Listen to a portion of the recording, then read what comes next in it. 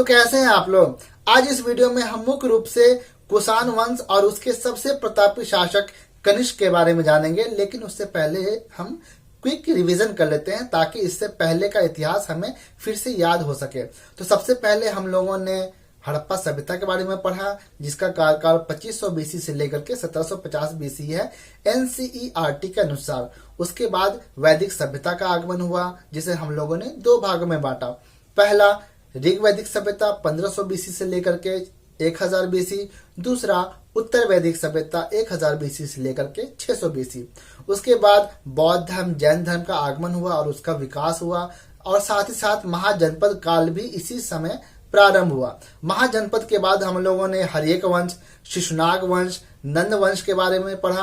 नंद वंश के बाद सिकंदर का आक्रमण होता है। सिकंदर के आक्रमण के बाद मौर्य वंश की स्थापना होती है। मौर्य वंश के पतन के बाद शुंग वंश आता है, फिर कण वंश आता है और सबसे लास्ट में सातवाहन वंश आता है। सातवाहन वंश के बाद भारत में विदेशी आक्रमण प्रारंभ हो जाते हैं, और विदेशी आक्रमणकारियों में सबसे पहले हिंदू यूनानी हैं, जिन्हें हम इंडो ग्रीक भी कहते हैं। हिंदू यूनानी के बाद शक वंश आया, शक यानी कि जिसे हम शीथियन भी कहते हैं। फिर पार्थियाई आए, जिसे हम लोग पहलव भी कहते हैं, और सबसे अंतिम में विदेशी आक्रमणकारियों में कुषाण आए। कुषाण वंश का संस्थापक कुजुल कैडफिशस था, जिसकी राजधानी पुरुषपुर थी, और कुषाण वंश की द्वितीय राजधानी मथुरा थी।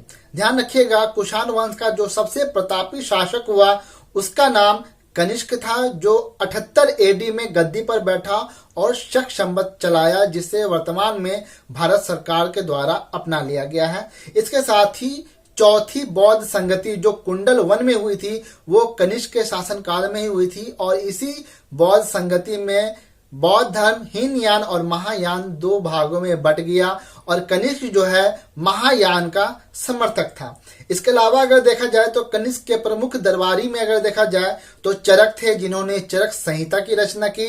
वसुमित्र थे, जिन्होंने महाविभास की रचना की।